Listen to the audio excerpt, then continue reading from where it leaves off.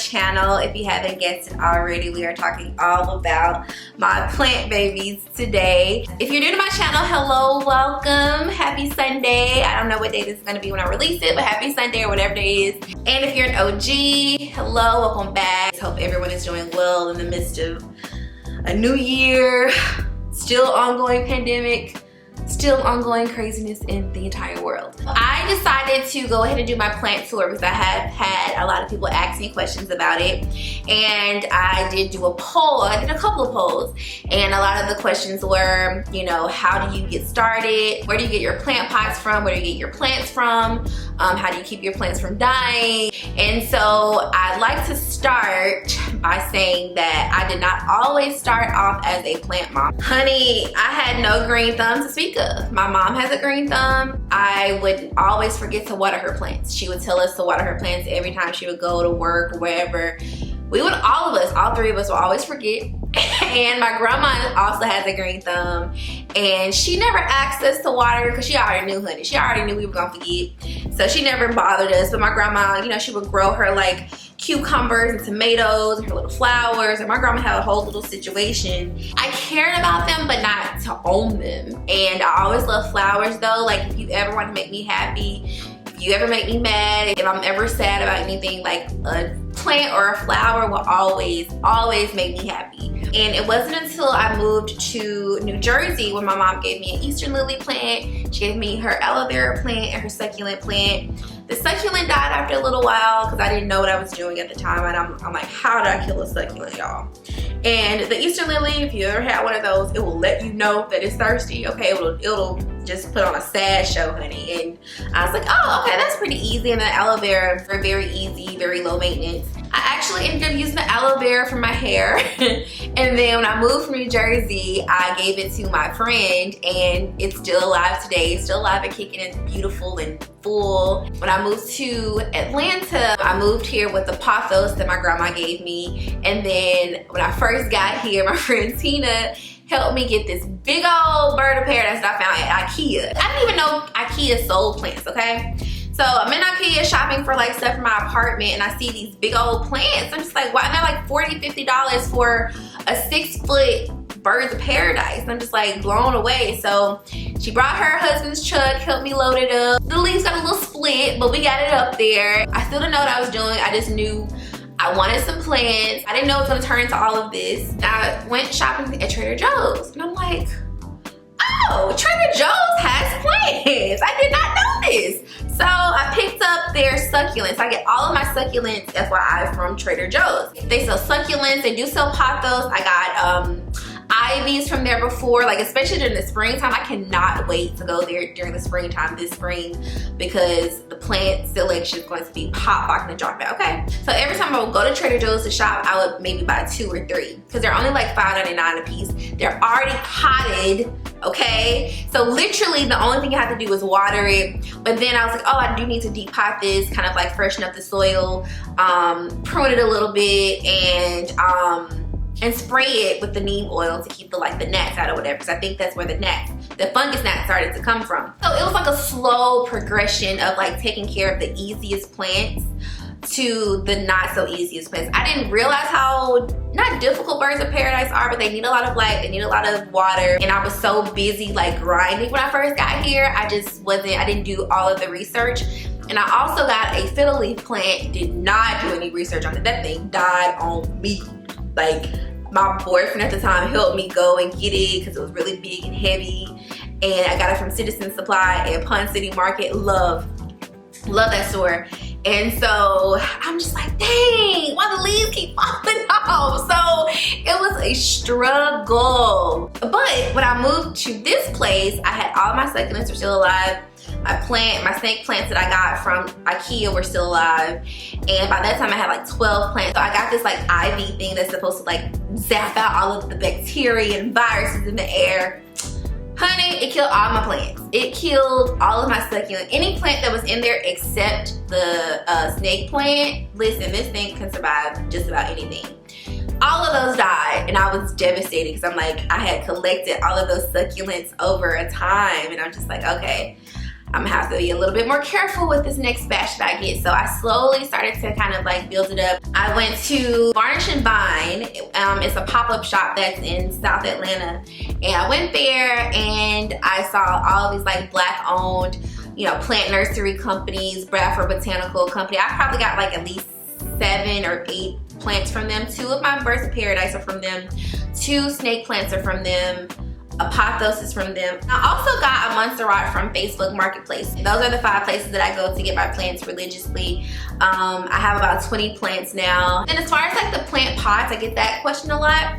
My plant pots I also get from IKEA. I get from Target sometimes, only during the spring. If you're trying to shop anytime after the spring, even in the summertime, it's gonna be slim pickings. Fall, winter, don't even think about it unless you just so happen to just come up and find something. But during the spring and summertime, Marshalls, TJ Maxx, all those places, Ross, listen, you can get you some bomb, beautiful, high-end, high-quality plant pots for not a lot of money. I think the most I've spent on a plant pot is $50, and that's for my big old Bird of Paradise that needs that big pot. If you're trying to find a pot that is within your budget, I don't recommend doing it online. I recommend doing it in store. So without further ado, I'm going to show you guys all of my plants and do kind of like a vlog type situation. So because a lot of them are heavy and I can't just like bring them into the camera into focus. So okay, so these are all of my plants. I brought them all in here because of the gnat issue. Like I was trying to get that under control. And it's the winter time and the lady told me that it was best to keep them like together. So from left to right, this is the Bird of Paradise that I got from Bradford Botanical. As you can see, like that one failed to sprout. Oh, it did such a terrible job. I'm hoping that a new bud will come through here at some point in time. But she's still alive. She's still kicking. Like these 2 or these 1, 2, 3, 4. We have 4 big leaves on here and like 5 smaller ones. So, you know, it still has some promise. And then I have this Pothos, this golden Pothos. Y'all, this is probably one of my favorite plants. I actually need to water her because she's a little droopy, but I don't need to water this too often, but it's beautiful. Like, look at the texture on these leaves. Like, they are absolutely gorgeous. Like, that's pretty normal, but you don't want to see too many of those. I need to water it. Here's another Pothos. Like, oh, this one just came right on off. So just throw these away. You can't do nothing with them. If you keep these on your plant will start giving all the nutrients to this leaf or to the golden, the yellow leaves, and you can't keep these. So you just need to prune these. Look at that. Look at that, just beautiful. I cannot remember the name of this plant to save my life. If you guys know what this is, let me know. But I got this also from Bradford Botanical. They're growing so big and pretty. They love it over here. This one needs to be pruned. This is like a moss plant. It's doing so much better. It was like starting to turn brown up in here. So it's like starting to like get its color back, but it's doing great. And this is a Montserrat plant, or Swiss cheese plant. And why they call it Swiss cheese is because it has those little cuts and pockets like Swiss cheese. They're so beautiful. So I got this one off of Facebook Marketplace, and it's gotten so much bigger. Like, it's gargantuan. And then I got this other one, which I need to prune and water ASAP. I got this one from Bradford Botanical as well. She needs to be pruned. Like, that thing is yellow. And then one of my favorites is my fiddle leaf plant. This one is doing so good. This is actually a new baby leaf right here.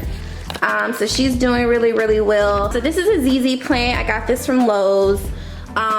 This thing is so difficult to take care of because it's like dipped all the way down up in here. I think that this pot is too deep, or this plant pot is too deep.